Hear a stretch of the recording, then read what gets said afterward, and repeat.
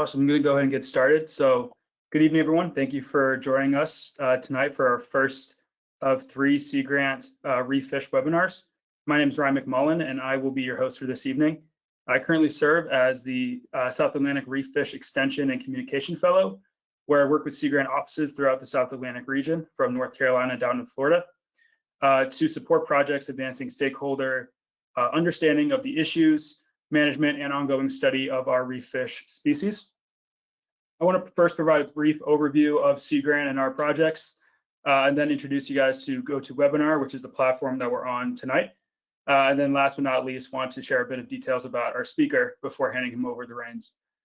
So for those of you who may be less familiar, Sea Grant is a federal university partnership program that supports coastal, marine, and Great Lakes communities through extension education, industry training, and applied science programs. This includes providing science-based resources to fishermen on issues like fishing sustainability and risk management, stock assessment and health, habitat needs, and more.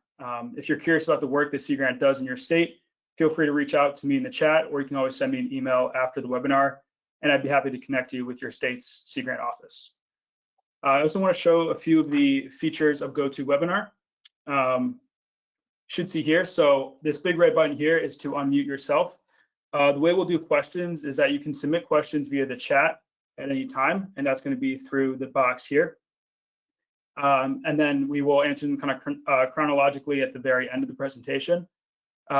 If you would prefer to speak your question verbally, you can raise your hand, at which point we'll call on you and unmute you from our end, and then you'll have to unmute yourself using that red button before speaking your question to Marcus and I.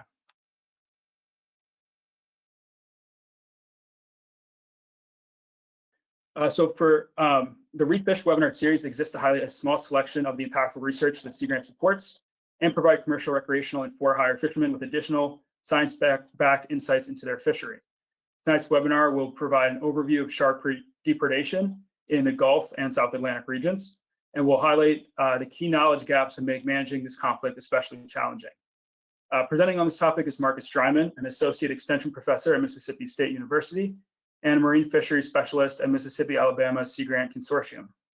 His research focuses on the ecological role of sharks in coastal ecosystems, and he leads the Marine Fisheries Ecology Group at Mississippi State University. The team focused on providing science-based solutions to common issues affecting commercial and recreational fishermen in the Gulf. The team's objectives are to better understand the abundance, distribution, life history, movement, and feeding ecology of a wide range of important species, including reef fishes, migratory pelagic species, and coastal sharks. Marcus holds a Bachelor's of Science degrees in Marine Science and Biology from Coastal Carolina University, an MS degree in Marine Biology from the College of Charleston, and a PhD in Marine Sciences from the University of South Alabama. Marcus is an appointed fellow of the NOAA Fisheries Highly Migratory Species Advisory Panel and a fellow of the American Institute of Fisheries Research Biologists. So thank you for joining us tonight, Marcus, and the floor is yours. Should have screen sharing privileges now. Got it. Thank you so much, Ryan. I appreciate that. And thanks to everybody who's tuned in. Ryan, could you just give me a verbal confirmation that my screen is showing that you see the cover of my talk? Yeah, it looks good for her. Fantastic. So Ryan and the rest, thank you very much for the invitation to speak tonight. It's a privilege to be here and share some of the work that myself and many others have been doing on this issue of shark depredation. So specifically what I'll be talking about this evening, we'll start with the historical overfishing kind of context. We'll talk about current conflicts that arise from that, and then we'll land the plane by talking about future challenges.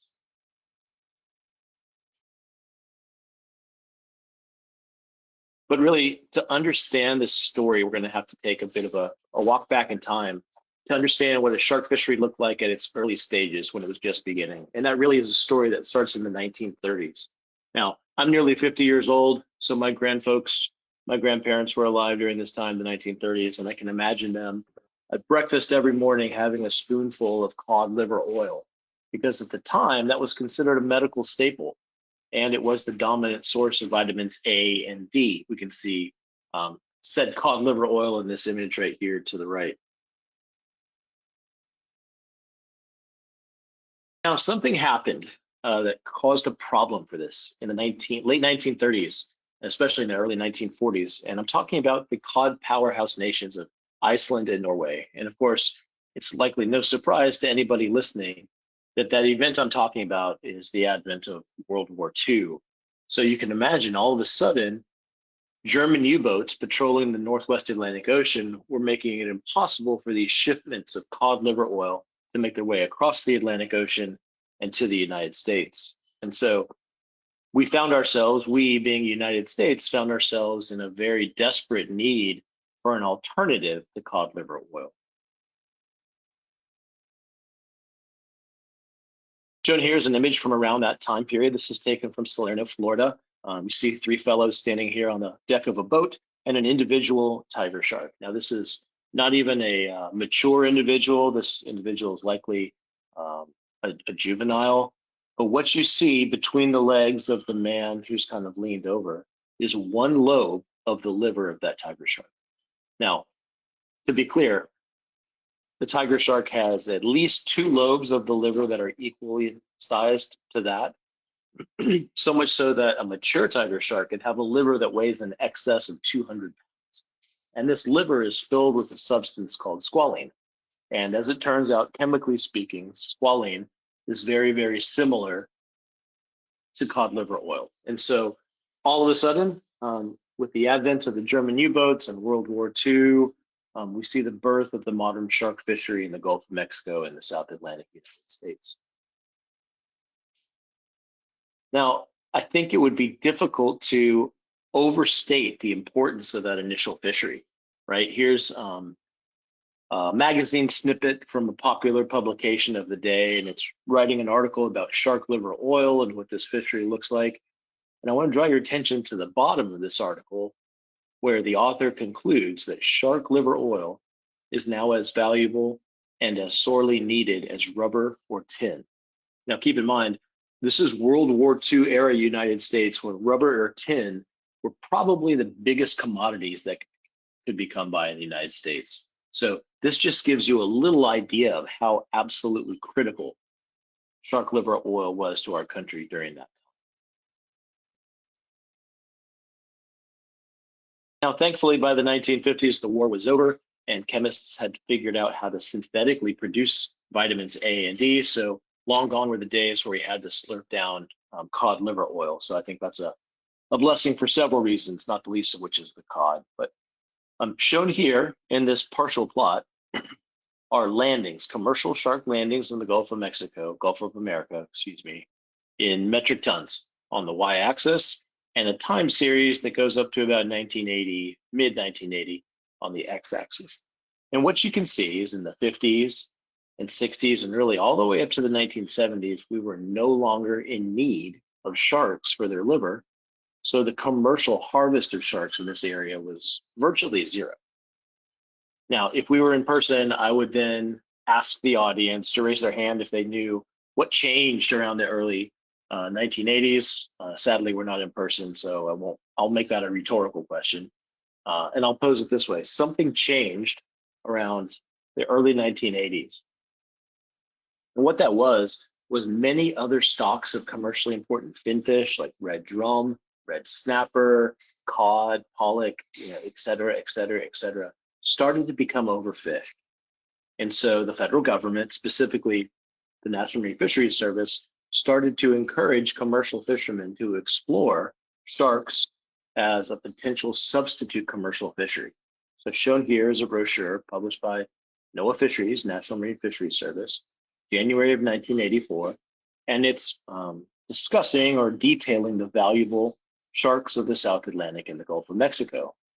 If you were to look at the back of this brochure, you could see some of the critical factors and how to best preserve the flavor and quality of shark meat, how to remove the fins and store those to keep the value high, how to grade the fins, et cetera, et cetera. So it was during this time that NOAA was encouraging fishermen to explore shark fisheries as a quote, underutilized resource. And naturally, commercial fishermen took to that, and they do what they do very well, which is fish. They figured out how to catch these animals, and over a very short period, starting in the mid 80s and then peaking here. I'm not sure if you can see my cursor, but I'm showing this peak in landings here, and that's 1989. And then we see the landings drop really precipitously after that. So for those of us that are used to looking at fisheries plots, when you see a really dramatic spike in landings followed by a really steep decline, that's typically bad news. And unfortunately, such was the case for sharks in the Gulf and the South Atlantic. So I want to point out a couple of really important points along this trajectory.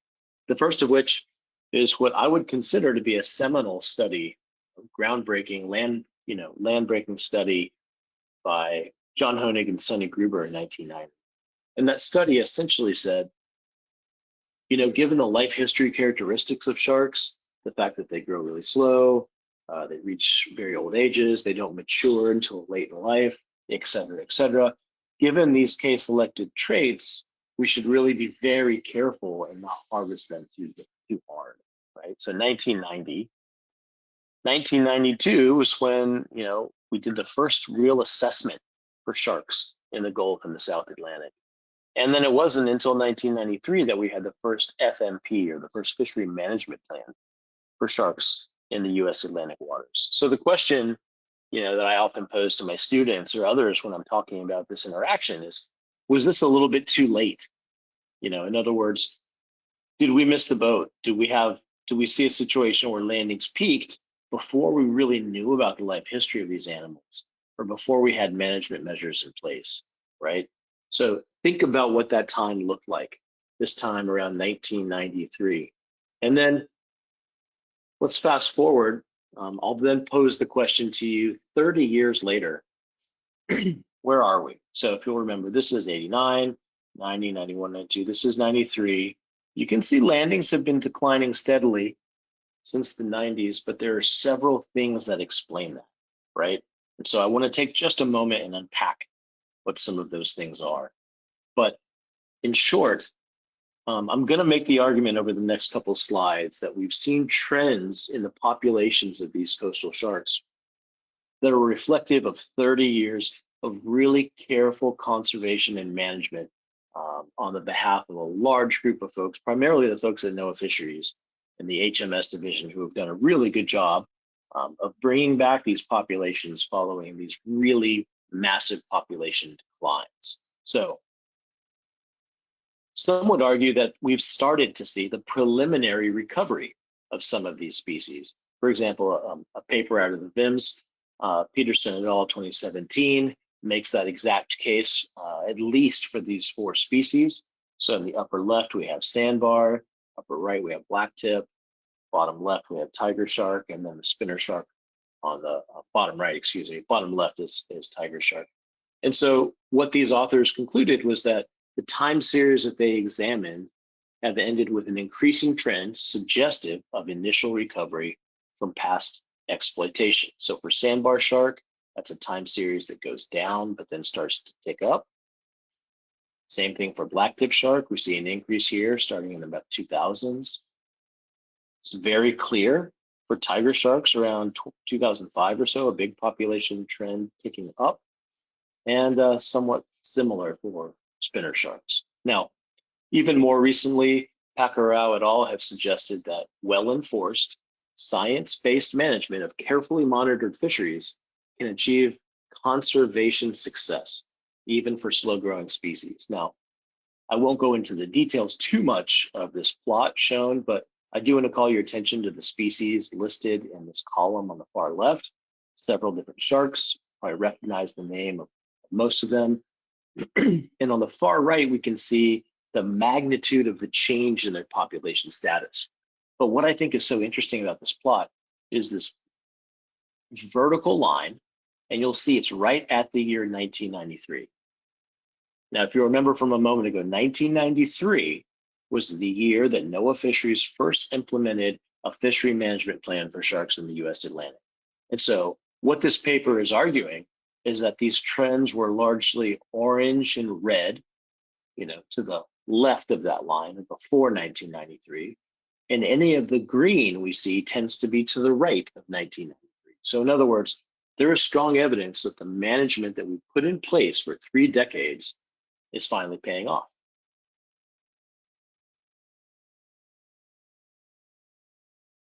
Unfortunately, this conservation success, and I want to be very clear about that, sharks were overfished in the late 80s and early 90s, and the recovery, preliminary recovery of their populations is conservation success. However, that conservation success comes with conflict. And this is something that we identified through some of our survey work as far back as 2015, so 10 years ago, in a paper that we published in 2017, where we noted a large body of recreational fishermen that say a growing shark population threatens their recreational fishing opportunities.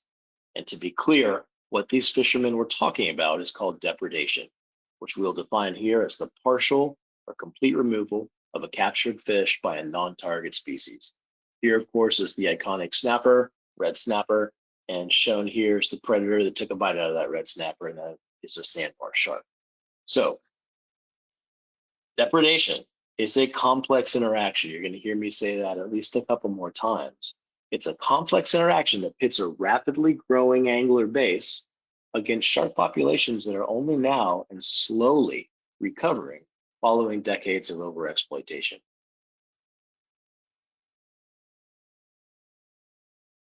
So let's kind of dive into it. What do we know about this conflict? And the argument that I'll make is we know a fair bit. We've been thinking about this very critically since 2015.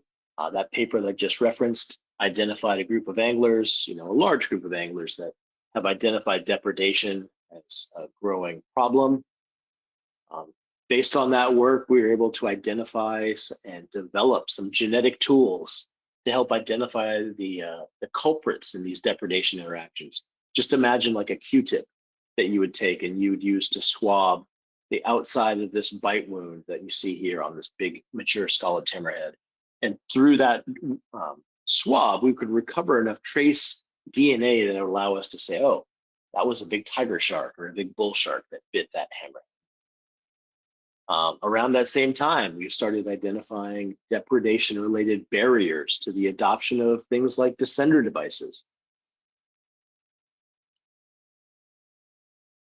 More recently, we've started to think about what this looks like from a historical context, but really what I want to focus on here for the next couple of slides and thereafter is really some examples of just why depredation in the US Atlantic, particularly for recreational fisheries, is such an unbelievably complex scenario. So shown here on the left is a plot. This is a paper that we have in review at the ICES Journal of Marine Science.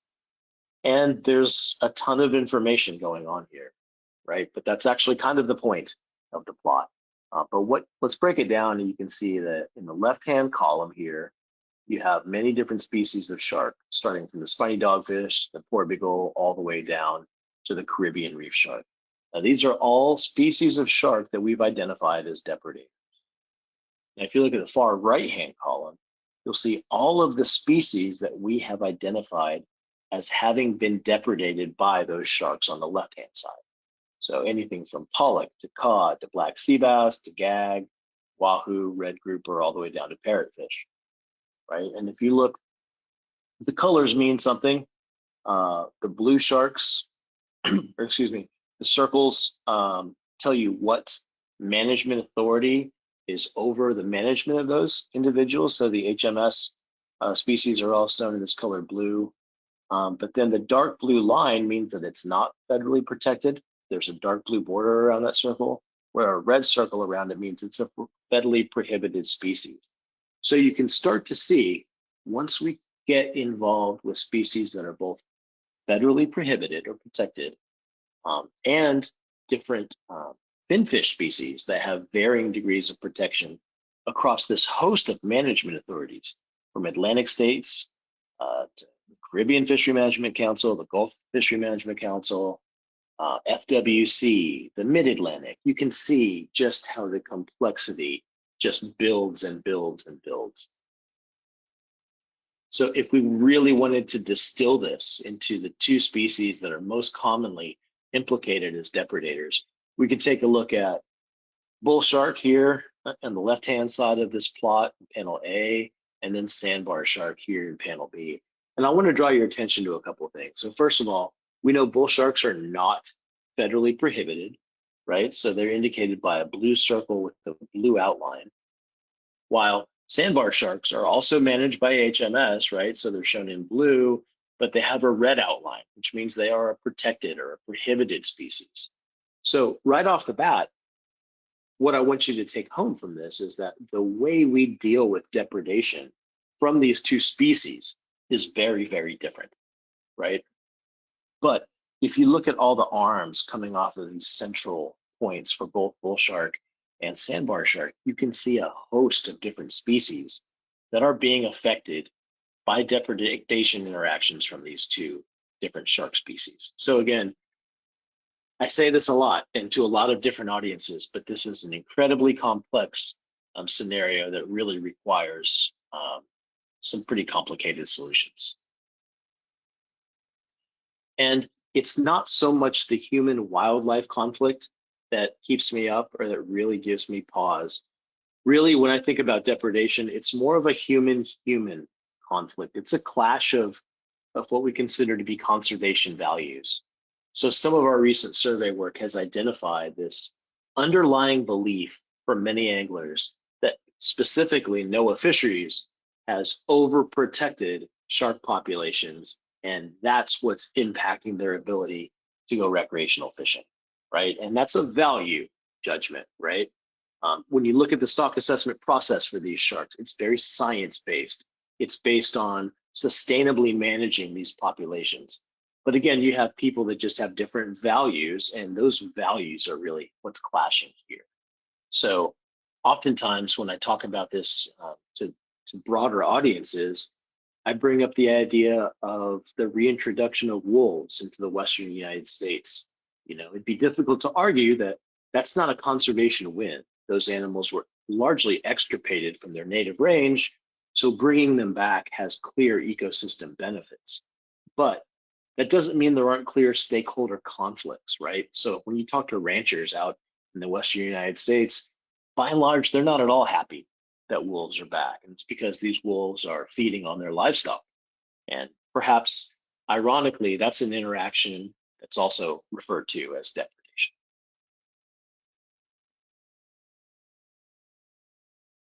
This is an area that we spend quite a bit of time and devote quite a bit of research to. We published a paper maybe a year or two ago in the magazine Fisheries, which lays out some strategies for how one would go about trying to understand how stakeholders view these really complicated interactions. And on the panel here on the right, you can see examples of that. Here we are in Seattle giving a workshop about depredation. You know, after we give a quick little spiel, we break folks into groups. We give them these sticky notes and ask them to draw the factors that are affected by depredation and the factors that affect or impact depredation. And as you can imagine, everyone's got a lot of complex thoughts about what these interactions look like. And ultimately, we can digitize those interactions and, you know, run our fancy statistics. But at the end of the day, all you have to do is look at one of these diagrams from one of these stakeholder groups and know that this is a complicated problem. And really, I've thought about this quite a bit, and something I think is really important to highlight is the context for this interaction, right? The perception of how depredation influences one's fishing really varies depending on the age of who you're asking. And so on the right-hand side, we have another figure from this paper we have in review right now. And it's my attempt to sort of illustrate the overlap between the three principal components, or the three ingredients, if you will, that have to be in place in order for depredation to happen. So let's talk about that. In the upper left circle here, we see the recreational angler. In the upper right-hand circle, we see the depredator, the shark. And in the lower circle or Venn diagram, we see whatever species is being depredated. So where those three actors, where those three entities overlap, is where we see depredation. So the argument that I would make is that, you know, depredation's been happening for a long time. And we have some really interesting examples from folks like Ernest Hemingway himself, shown here in this figure collage on the left-hand side.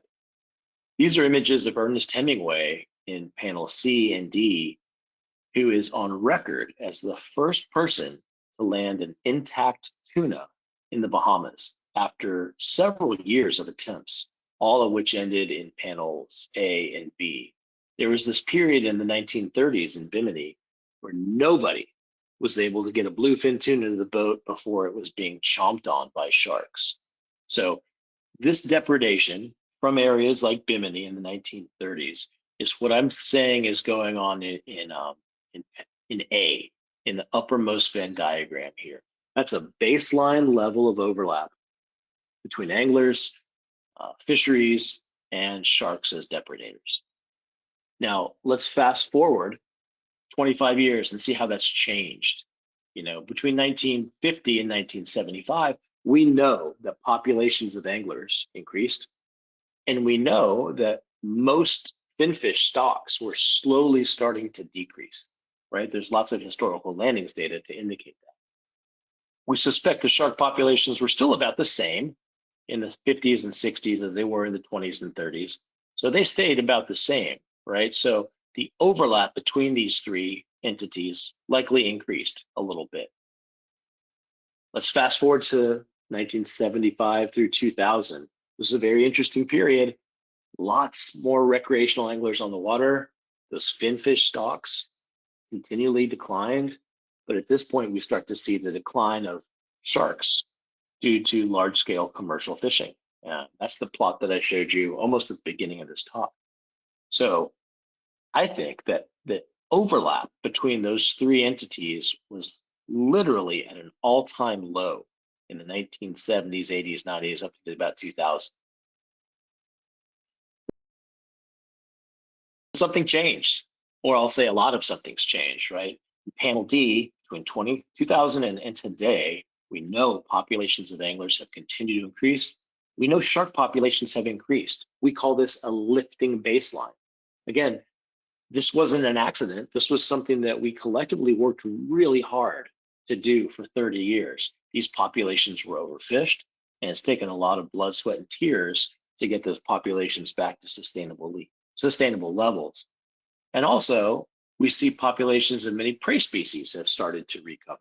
So I would argue that the overlap between those three entities is likely at an all-time high today. And that's why we're seeing these increases in depredation. It's not nearly as simple as saying, well, the shark populations have exploded. It's actually a whole lot of things all coming together.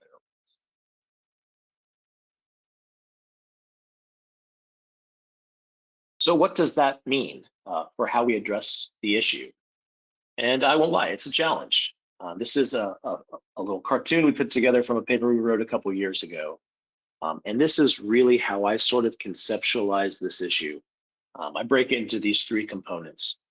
We need to spend a lot of time characterizing this issue, right? And if I were to draw circles around each of the little cartoons within this green box, you would see very clearly we've done all of that. We've done lots of sampling of anglers. We've done content analysis through things like Facebook and Instagram.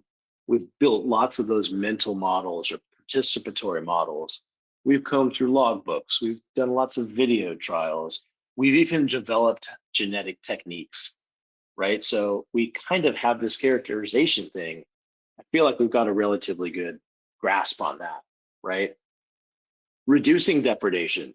That's what I spend a lot of time thinking about now, testing deterrent devices, both in the laboratory, like you see down here, and in the field, putting these deterrent devices in the hands of everyday anglers and asking them to help us test these things. But really, at the end of the day, no matter how effective our deterrents are, this is an interaction that has to be managed. That's going to require continually engaging and educating stakeholders, which is something my group spends a lot of time doing. And it's going to require some behavior modification from fishermen.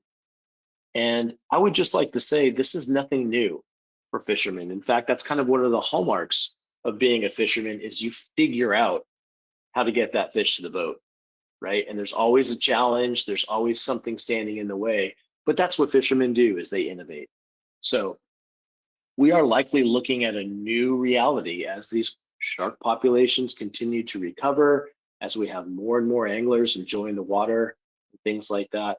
So these are the types of themes that we need to keep in mind as we look to reduce, to the extent possible, these depredation interactions. So with that, I'd just like to acknowledge my lab. I've got a bunch of graduate students and technicians and interns, past and present. They do a really, really good job. And I get the pleasure to come and tell you guys about it, but a lot of this work was done by these folks.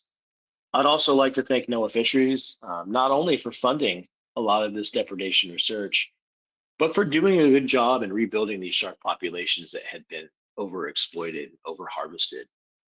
It puts us in a difficult situation right now because these conflicts are increasing, and that's something that we're going to have to deal with.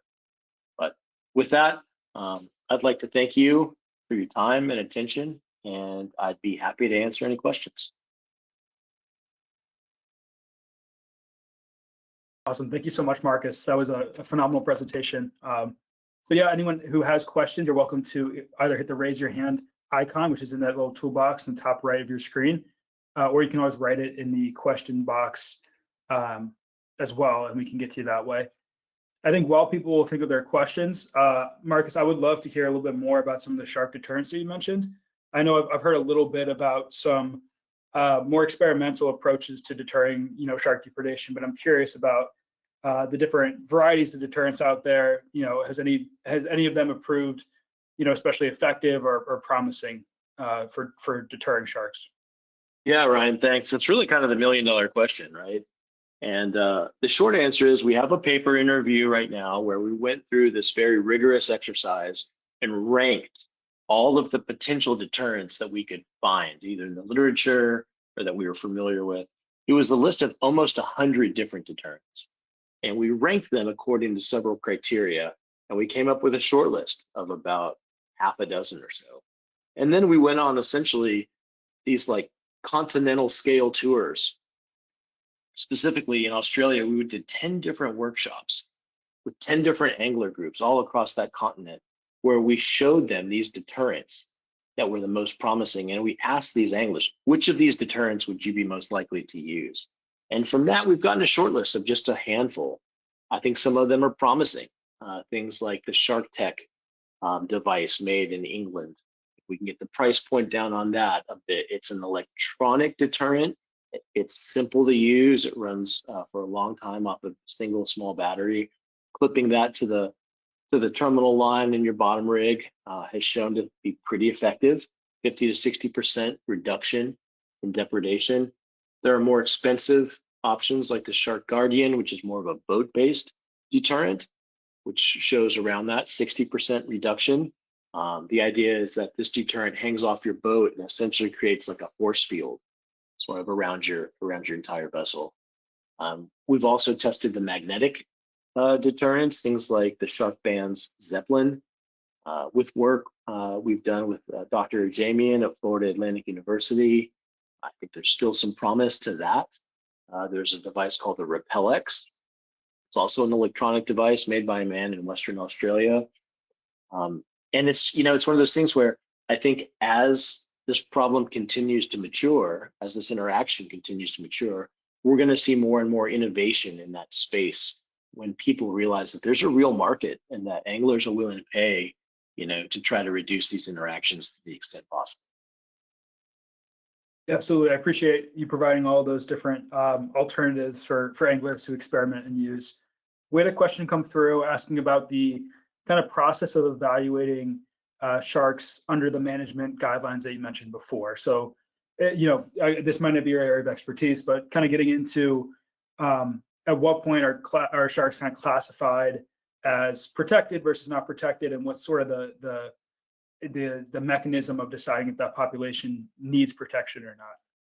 Yeah, that's a really excellent question. And for whomever asked that, I would encourage you to tune into the CDAR process. So the short answer is sharks in the United States are assessed through the CDAR process. And CDAR is an acronym that stands for Southeastern Data Assessment and Review. And it's essentially the stock assessment process that we use to determine the population status for these sharks. So, for example, through the CDAR process in the early 2000s, it was determined that sandbar sharks were both overfished and experiencing overfishing. And so, because of Magnuson-Stevens, once a stock has been determined to be overfished and experiencing overfishing, something has to happen, right? We can't just continue to let that happen. And so sandbar sharks became a prohibited species in 2008. Now, we will soon revisit the stock assessment for sandbar sharks and determine whether or not those stocks have reached sustainably harvestable levels again. And it's hard to say if that'll be the case or it won't. But that's the process that we use. It's just the same way that you assess populations of red snapper, greater amberjack, or whatever. It's largely based on time series data from fishery independent surveys, landings data from commercial fisheries, various indices like that, recreational landings from things like MRIP data streams. So I am part of the sandbar stock assessment right now. It's a process that we've just now started. It will take a couple months at the very least. But what I appreciate about our country is that process is completely transparent. So you could get online right now and Google SEDAR 101. 101 is just the sequential number. We've done 101 of these CDAR stock assessments. If you Googled CDAR 101, you would see the recent assessment or the ongoing current assessment for sandbar sharks, and you'd be able to follow that process. So there's a very rigorous process in place. Didn't mean to give you such a long, drawn out answer, but the process is robust, and not only do people like me get to participate in that project, but anyone who's interested can tune in and see that process as it progresses. Yeah, that's a great answer, Marcus. And I guess, yeah, just to echo, it's a very thorough, very data-driven process. But if you are interested in getting involved, you can always follow up with me after the webinar. I'd be happy to connect you with folks at CDAR who would love to hear your experiences. I had another question about one of your last figures showing the sort of 3 overlapping circle Venn diagram figure. And the question was about the geographic area considered for that paper, because obviously all 3 of those categories are going to be shifting uniquely with each region. So is that a global review or is that just to the Gulf? Wow, what a great question. I call this a thought exercise, right? This was me and a bunch of colleagues just sitting around constantly thinking about these things. This exercise was for the US Atlantic and just for recreational fisheries. So we defined it as the US waters from Maine, around the east coast of Florida, and all the way over to Texas. So that's all that this particular thought exercise is really focused on. And of course, there's holes you could poke in it, right? Not all finfish species are recovering. There's lots of kind of caveats you can make. This is really just a thought exercise. Is really kind of what it is. We've toyed with doing the same sort of exercise on a global level. If I'm being honest, I think it would just be way too complicated. But this is really sort of how I see this interaction and how these 3 Venn diagrams have overlapped over time. And if you'll notice, I don't change the actual absolute size of these gray circles. And that was a deliberate decision. I didn't want to suggest that the recreational fishing population has doubled, for example, between 1925 and 1950. So it's all very relative, and that's why the arrows are just used to show increases or decreases. It's hard to get the data to really quantitatively identify all of these trends. But the short answer is this is from the US Atlantic coast, and that's it. But thank you, that's a great question. We had another question asking about kind of looking at the sharks, like sensory physiology here, because one thing that's been reported quite a bit is that sharks are going to take most interest when a fish is sort of been injured recently or is kind of going through that sort of presenting those stress symptoms, whether it's from a spear fishing or from its a long fight on the line. And so has anyone ever looked into if the kind of signals given off by boat motors or the outboard sonar or anything like that is giving off any similar vibrations, either similar to a distressed fish or at the very least, just is that able to be detected by a shark and then associated with a food source? So great question. That's a question I've probably been asked and I've answered maybe 100 times. And the reason for that is because it's a very intuitive question. In other words, are sharks able to learn? Do they have learned behaviors, and do they recognize the sound of an outboard motor going from in gear to neutral? And the answer is yes, absolutely. So there's not a lot of strong scientific empirical data talking about measuring the difference in frequencies between those engine noises, but I think the evidence is unequivocal. Every angler you'll know will say, man, as soon as I walk up to my spot, I put the boat in neutral, those sharks just show right up. And I believe every bit of that. As a fisherman myself, I've seen that numerous times.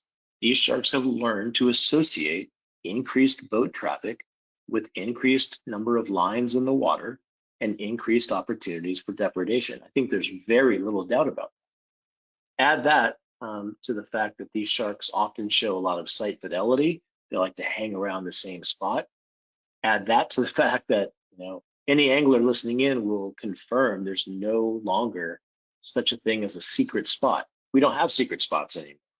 They're all pretty well known and public, and they get hammered.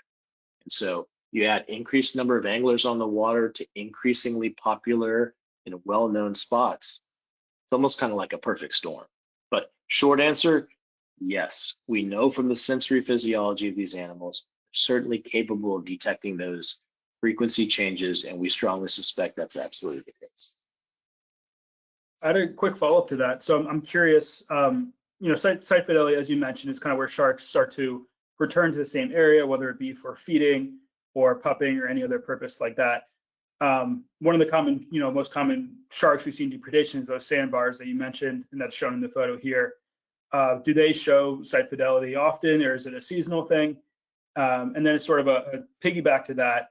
Can you speak on a little bit the value of understanding that relationship with sharks and their feeding grounds, and thus, anglers do have the option of moving to different spots if it's overcrowded by either sharks or by other fishermen? Yeah, so Ryan, what a great question. And honestly, the answer is yes, yes, and yes. So we know that sandbar sharks show a relatively high degree of sight fidelity, particularly to artificial structures in my part of the world, the North Central Gulf. They're capable of making longer distance movements and migrations, and they certainly do that. But as far as sharks go, they have a relatively high degree of sight fidelity. Now, as to the angler behavior changes, I spend a lot of time telling folks, you know what, if you come up to a spot, there's a bunch of boats, you drop your line in and you get sharked right away, my strong recommendation is just to go ahead and move spots. And I don't say that lightly, okay? I'm a fisherman myself. By the time I've taken, the time and effort to get to a certain spot, that's where I want to go. And I don't want to be chased off because there's too many sharks. But that is the reality of the situation that we're dealing with. So that remains my strong advice. The first time you have a bitten fish, the first time you get sharked, taxed, it's probably time to move spots. And that's one way to lessen the interaction. Absolutely. Yeah. I had another question here about sort of the reasoning behind lowering shark populations. Obviously, it seems like a last resort.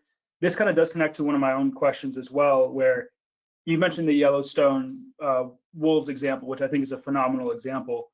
In managing these fishery stocks, you can't manage things to the ideal level. You have to manage them to the reality, right? So I know a lot of things I hear about with fishermen is the frustration that sharks are being overprotected, like the ocean sort of belongs to them. And in reality, it's a shared resource, right? There's so many other perspectives involved.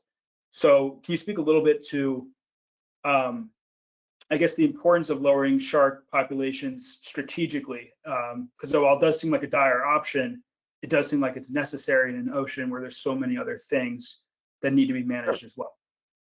Sure, that's a complicated conversation for sure. But the reality of it is commercial fisheries for sharks in this country have all but ceased. And so we hear constantly from fishermen, well, NOAA Fisheries needs to reopen shark fisheries, or the the Fisheries Service needs to reopen shark fisheries. Well, that's not true, right? So sharks can be commercially harvested still. And in fact, there's quota on the table that's left every year. Gulf of Mexico blacktip shark is an excellent example of that. So if we were to increase the commercial harvest of sharks, for example, someone like me, I'm all for that if there is a sustainable market for US fishermen. But the truth of the matter is, if there was a sustainable market for US fishermen, then they would already be harvesting these blacktip sharks. What I am against is the idea of trying to control or trying to cull or trying to strategically reduce a population to achieve a certain objective, given that that objective is likely at odds with a lot of other objectives. So when people say there are more sharks in the water today than in the past 20 years, they are 100% right. If they say there's more sharks in the water today than 50 years ago, that's probably not true. And it's certainly not true of the case 75 years ago.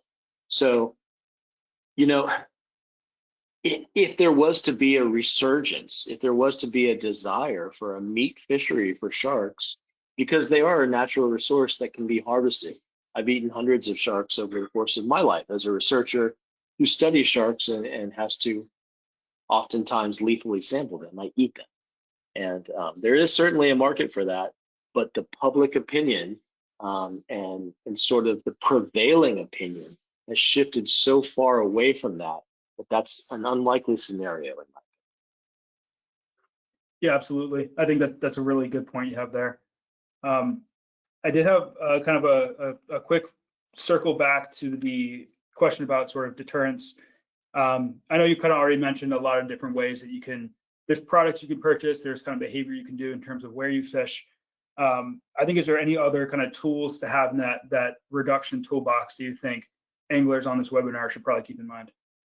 And also, how do you kind of ensure, like, with those devices, can you ensure that they don't have a lasting negative impact on the sharks, or is it mostly just, deterring them from that area?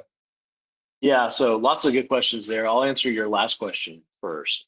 So that's where there's a really nice co-production of knowledge when it comes to testing these deterrents. So the way I see that this works really well is put that deterrence in the hands of fisheries scientists, guys like me and lots of other folks, right? Let us test them very rigorously in the field and the lab to make sure that they don't provide long-term damage to these sharks that they're deterring, and that they don't reduce the catches of your target species, right? Let us do all the fancy science stuff and show that. And that's the first step. It's an important step, but it's a relatively small step. The next step after that is the real important step, where we then provide those devices to anglers. We give them minimal instruction, say, all right, fellas, go out and test these devices. Let us know how they work. Let us know what modifications you've come up with, because as scientists, we can, design the best deterrent device on the planet, but if it's not applicable, if it's not easily adoptable by fishermen, then they're not going to use it. Of course, by fishermen, I mean anglers, men and women across the board. So that's the answer to your last question. To your previous question about other tools that the average angler should keep in their toolbox, one of the things we identified in this work in Australia is fleet communication. So in other words, if there are spots, that are experiencing high depredation rates, especially in today's world of social media and whatnot, let's just be in communication with each other. Let's develop these sort of networks where we can say, oh man, yeah, I was out at such and such yesterday and I got sharked all day long. I wouldn't go out there. And that's one of the strategies that we recommended to those Aussie fishermen that they really got behind. They're like, oh, that's a pretty inexpensive and relatively effective way we can try to reduce depredation. So that's something I'm a big fan of. I'd love to be a part of helping to develop that more substantially. Yeah, I think a program like that connects fishermen, I think, is always valuable and always necessary. I think just to have a more informed, more cohesive fishery.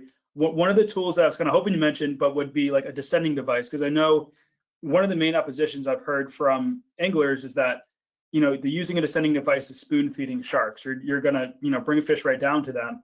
And I always pose the alternative. That's okay. Would you rather, you leave it out at the surface for it to be, shark takeout?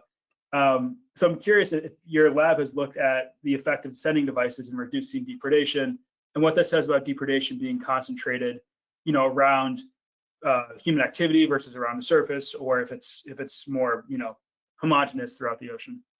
Yeah, that's a great question. And honestly, we'd heard the exact same thing from fishermen for a long time. Why would they bother using a descending device if you're simply tethering that animal and allowing it to get depredated on release? So, we did some pilot work and just looked at data sets we had to see if that was a likely scenario. We looked at data from fish that were being retrieved, brought to the surface or ascending, versus fish that were being returned to depth, typically with descender devices. And we saw a huge difference. Depredation was pretty regular, pretty common when fish were being ascended, but it was virtually nothing, or actually zero, when fish were being descended. We've recently tested that concept across the entire Gulf, given these descender devices and these cameras to lots and lots of charter fishermen, and asked them to help us empirically test this in a wide geographic area and across a number of different species. And the results were really, really telling. Over about 1,000 descender device drops, we recorded 3 instances of depredation. So it's one of those very simple stories, simple narratives, in my opinion. I'm very confident when I tell anglers that using descender devices does not increase your chance for that fish to be depredated. I think the data is very clear on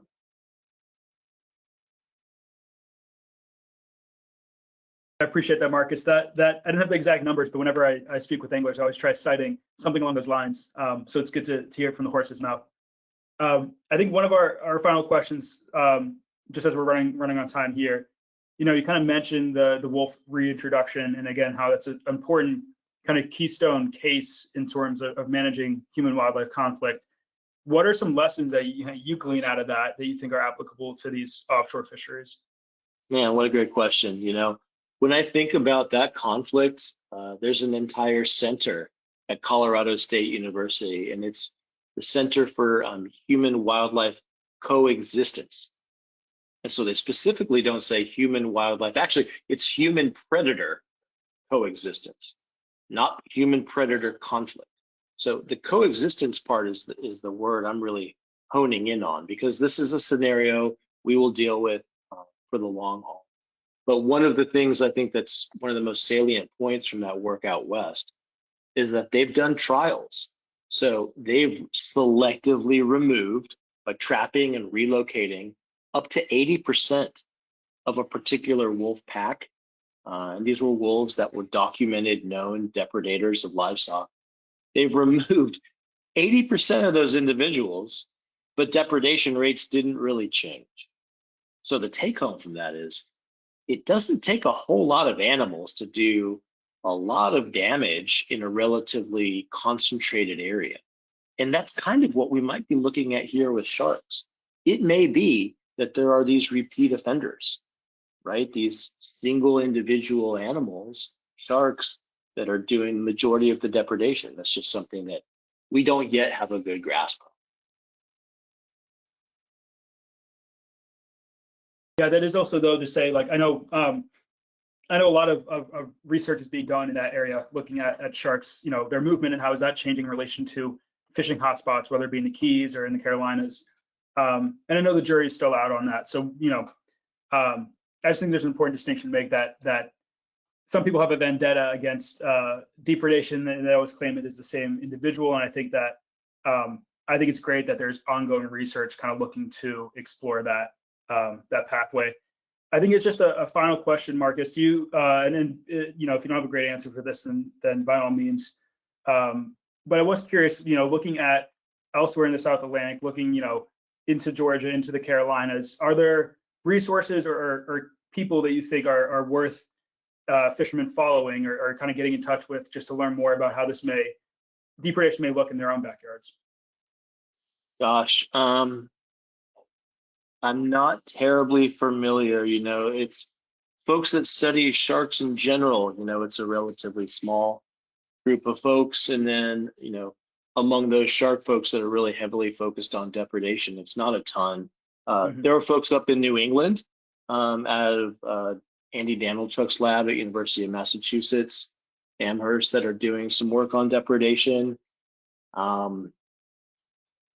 Other than that, it'd be hard for me to put a finger. Really, the east coast of Florida, and the west coast of Florida both, but Florida's got a lot of folks looking at this, scenario, from Matt Jamian at Florida Atlantic University, Damian Chapman at Mote Marine Lab, guys like that. But I wouldn't be surprised to see more and more people sort of, getting involved in this line of inquiry, because like I said, it's an issue that we're going to be looking at for quite a while. Yeah, absolutely. So seeing no other questions. Oh, sorry, I do see one last one. Asking if there's a chance of sharks being sort of over deterred, i.e. would a deterrent, sorry, I'm just reading the question here. Would deterring a shark multiple times either lessen the efficacy of that deterrent, or would it increase it to the point of, functionally removing the sharks from that area? Another really great question. I can answer that quickly because I've been asked that question a lot. And the evidence is fairly clear. There is a habituation effect. So in other words, the first time an individual shark is presented with a deterrent, it's relatively strong. But if you measure that same shark's response to that same deterrent after an hour of the deterrent being in the water, the reduction in depredation is significantly reduced, or significantly less, right? So I know this is kind of silly and anthropomorphic, but I always imagine, from the shark's point of view, like it encounters this averse stimulus and it's immediately turned away, and it's deterred completely, but it's still curious, right? So it's going to keep on kind of going back. And I always imagine the shark kind of gritting its teeth at some point, just pushing past the deterrent to go and take a bite of that fish. And again, I know it's kind of a silly analogy, but I sort of think that's kind of what's going on. I think that's a great analogy. I love being able to characterize, animals like sharks. I think it helps us to understand their behavior a lot better. Awesome. So with that being said, Marcus, thank you again profusely for volunteering your time to share with us this research. I think it's super engaging. I think it's super useful. And I think you've given a lot of the fishermen and women in this call some great takeaways in terms of how they can approach shark depredation and work with their fellow anglers to make sure we're communicating about this this conflict and managing it proactively. I do want to give a quick shout out. So our Sea Grant webinar series continues next Monday, same time, where we talk with Kevin Craig about the climate vulnerability of reef fish. So if you want to learn how what you're seeing on the water may be corresponding with changes in the ocean, feel free to tune in. And then that following Monday, again at the same time at 6 p.m., we're going to be looking at the movement and connectivity of greater amberjack. And that's part of the Greater Amberjack Research Program, which was recently concluded in the South Atlantic. I will send out my email in the chat right about